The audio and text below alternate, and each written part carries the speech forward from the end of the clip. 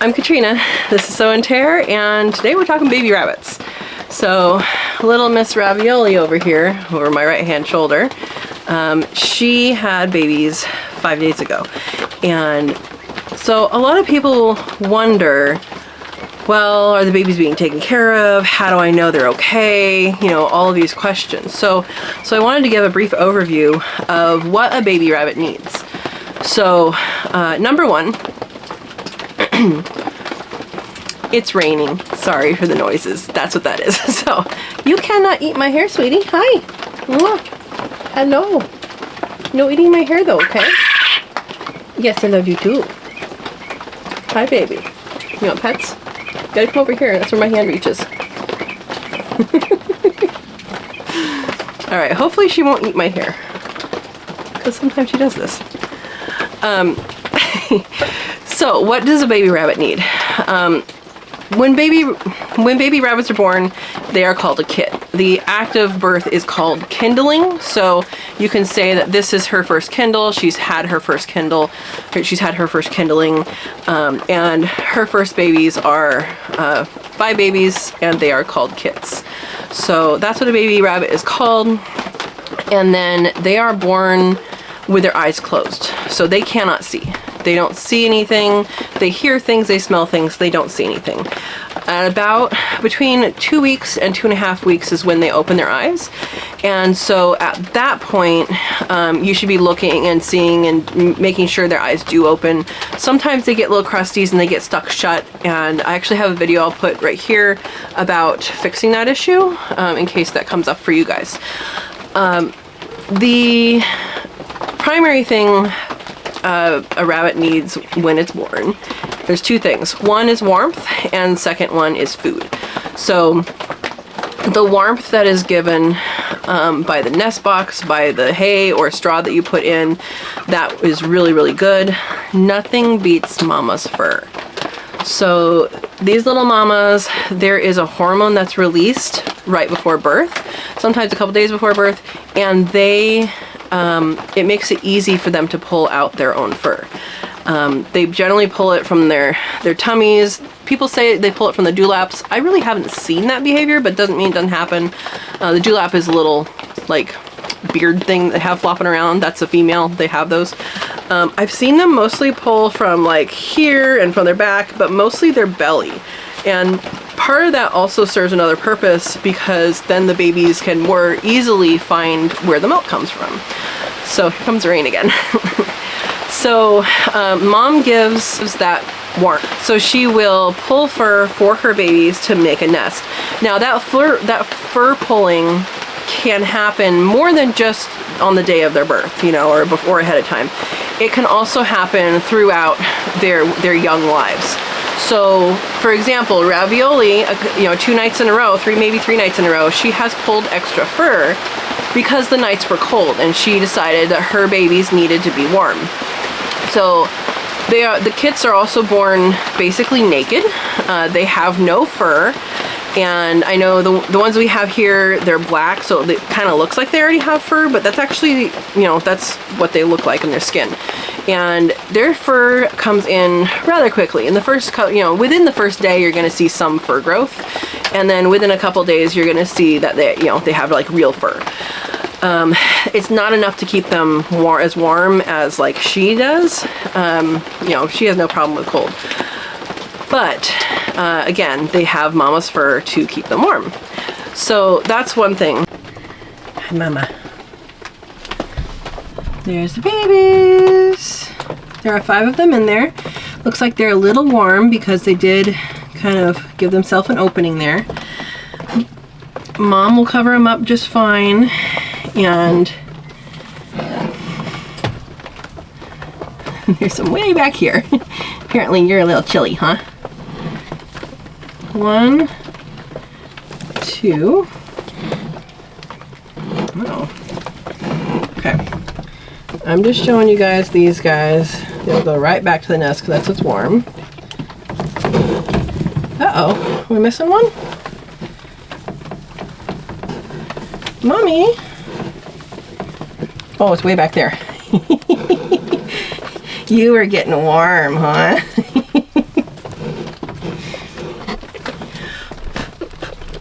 All right, so there's all her babies, and she's paying attention. And so these guys are 5 days old. They're doing really well. And hi, baby. And you see they're cuddling together. But we are going to put them back in their nest because it's going to be warmer in there. 2 of them were snuggled in. And hi, sweetie. I know you are a fabulous mother. You are. But let's put them back in. Just wanted to show you guys them, and they snuggle together. That's how they get warm. And you can see she is feeding them. So they have, sorry, you can see they have big, huge bellies. So they are being fed. And we're gonna put them back in the nest. They'll burrow right in. They'll snuggle right in. I know, Mommy. You can go and check on them in a minute. And let them find their way in. We'll cover them up because they can uncover themselves. They can cover themselves a little bit. And Mom, hi, Mommy. She's gonna check on them. Good girl. Good girl. Another thing is they need Mama's milk. So there is a first milk that is called colostrum, and they need that milk. That has a whole bunch of things in it. I don't really know all of what they have, but it has a whole bunch of good starting off nutrients and starting off things that they need. I might put up on the screen here if I find, what rabbit colostrum has in it. But it has, the first milk is very important. It is different than the milk they get for the rest of their nursing time. So that is important that they get that. And rabbit milk is high in fat. It's pretty high in fat. So if you happen to have a litter that the mom doesn't make it. So I did have one rabbit that didn't make it. Her name is Meatball. She was the best mommy ever, and she died in childbirth. It happens, and it sucks. And, when you treat these animals, when you treat the breeders like pets, it sucks extra. So with her babies, we tried to keep them alive, and it is very hard to keep newborn kits alive. Now, I do think that she fed some of them before she passed because they had the full bellies, but I'm not actually positive about that. And we used kitten milk replacement. It's something you buy at the store. Since that point, I have heard goat's milk is better. And that's something you can get at a pet store, I believe, is goat milk. And it comes as a powder, and you mix in water. And some people add whipping cream to that to give it the extra fat. I am not an expert in that. I can show you a video right here. There's a link to the video about us trying to keep these babies alive. And what we did, what our process was, the help that I was asking people that have rabbits longer than I had, who have gone through this before, what they've done, and it was frustrating. All of them did end up dying. So kept them alive for a week, some of them, but they did end up passing. So having Mom there and having Mom's milk and having Mom's care is very important. And she will do for them what we can't do, what we don't know how to do. And that's very important. So we want to treat our breeders well, and Ravioli's a good mom. You being shy, Ravioli? Since I told you can't eat my hair. She's being a good mom. Something else that they need, something else the kids need, is they do need some fecal material. They do need some fecal material. And this sounds really, really gross, and maybe it is, but rabbits eat their food twice. They eat their food once, and there is a soft poop that comes out. It's called cecotropes, and that they eat again. And they process their food twice. Once it's processed twice, it comes out as a pellet that we're all familiar with. Yeah, rabbit jelly beans. And so they get some of that from Mom, and that's part of why raising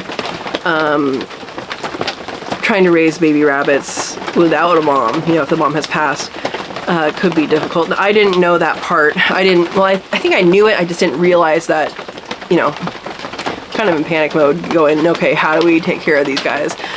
Because mom does it super well. And this is her first time, she's doing super well.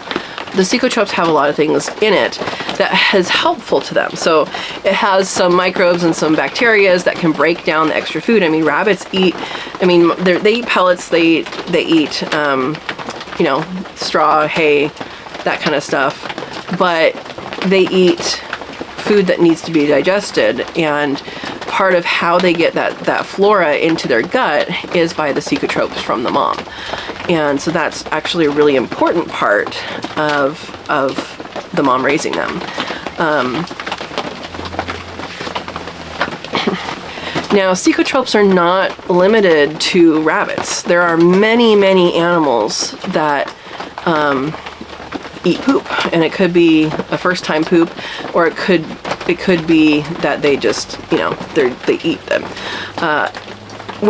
So I'm a wildlife biologist by trade, and when I learned about pronghorns, I was up at Heart Mountain National Antelope Refuge. Antelope means pronghorn, is pronghorn.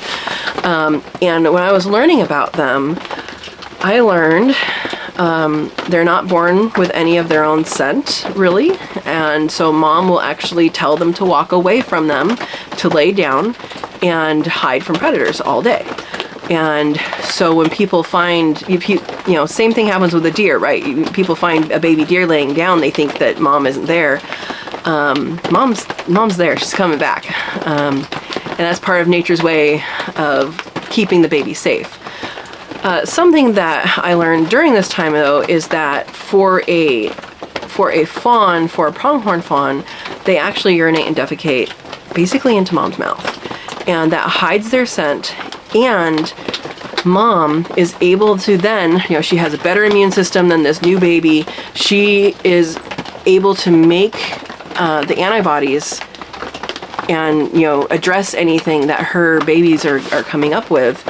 And, you know, those antibodies can be made very quickly in a adult with a good immune system, and then that can be supported through the milk that she gets through her baby. So it's actually that's a really good example of why a lot of animals do that.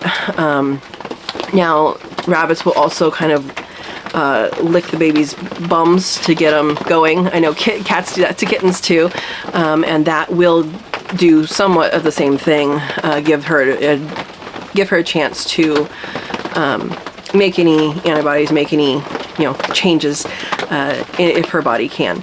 And so they do that, but they do that to stimulate them actually going potty. And when they do that, you know, things flow and things are good. We like a gut that flows, right? So anyway, so out of that was just a side story to kind of explain, you know, the importance of that, and it's not just rabbits. And then also you have, there's a lot of people who are questioning, well, is my rabbit taking care of her babies? You know, what's happening? I never see her nursing. I never see her do any of this. Well, with rabbits, they are a prey animal. So I know a lot of people have them for pets. A lot of people have them for meat. Mine are meat rabbits. I do treat the breeders like pets. So they don't think of them as a prey animal. I know, you know, most of us grow up with, you know, a cat or a dog as a pet. And our idea of what a pet is a predator.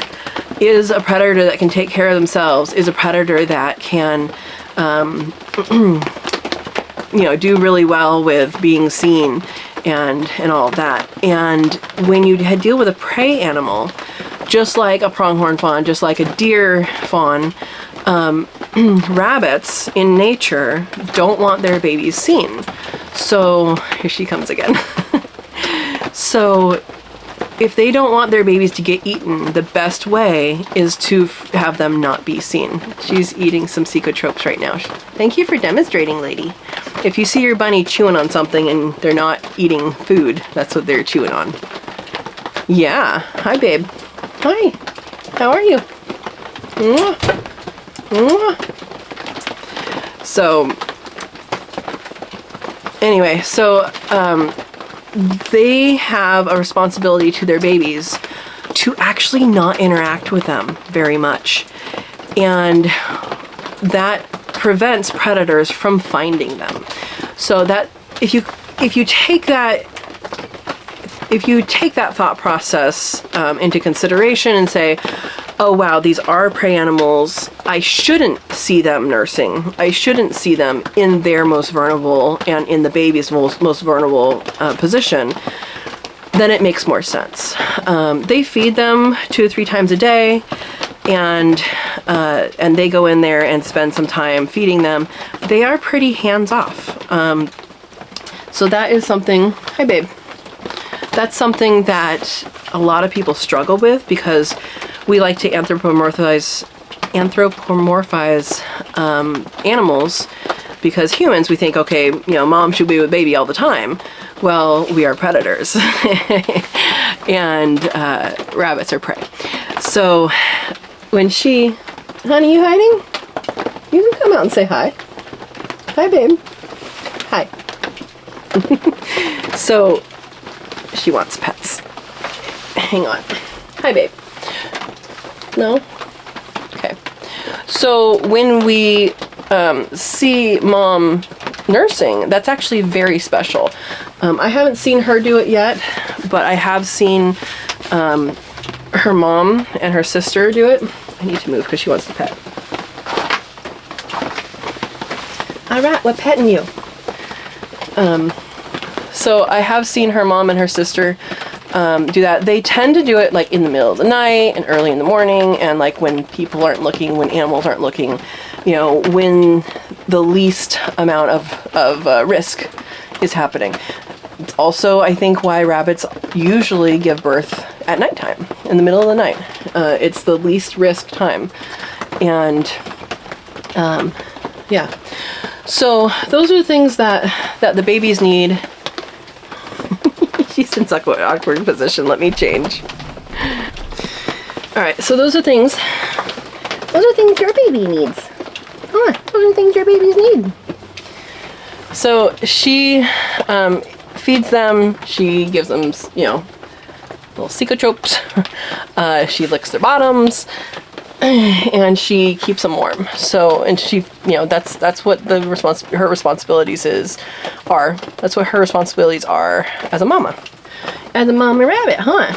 You're doing a good job.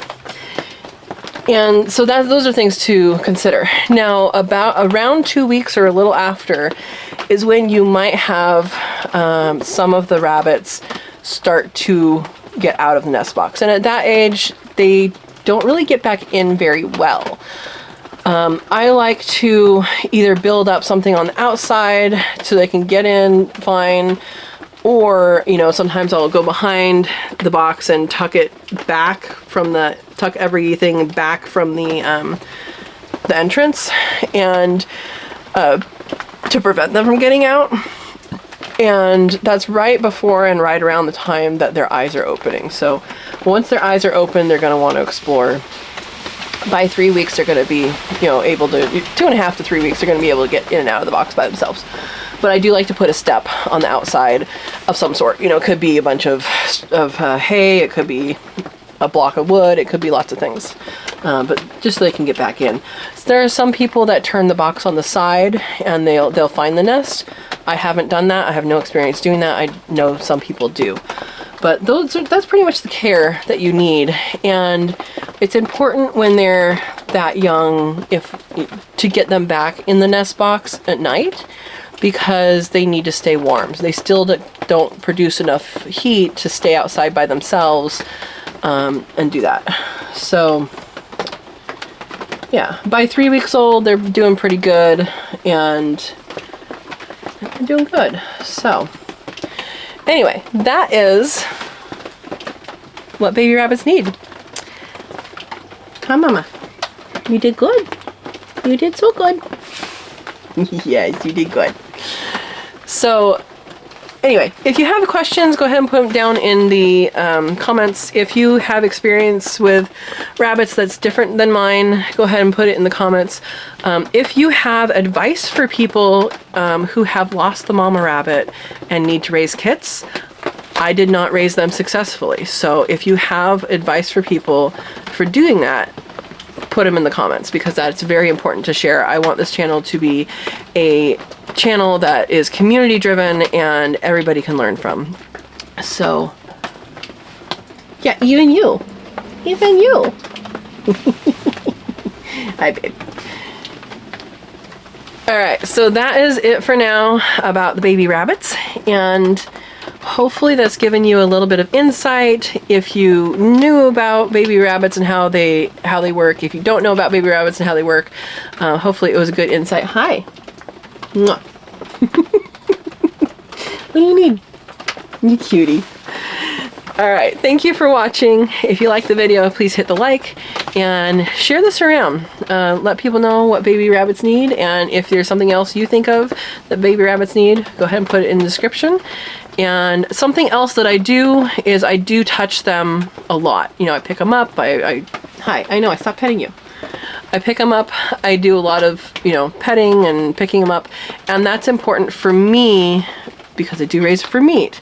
And also if you're raising to have a new breeder, or if you're raising to sell as a pet, for them to have that touch be a positive thing is really important for any scenario that you're breeding them. So I hope you enjoyed the video. Like I said, share this around, hit the like, and if you have not subscribed, please subscribe.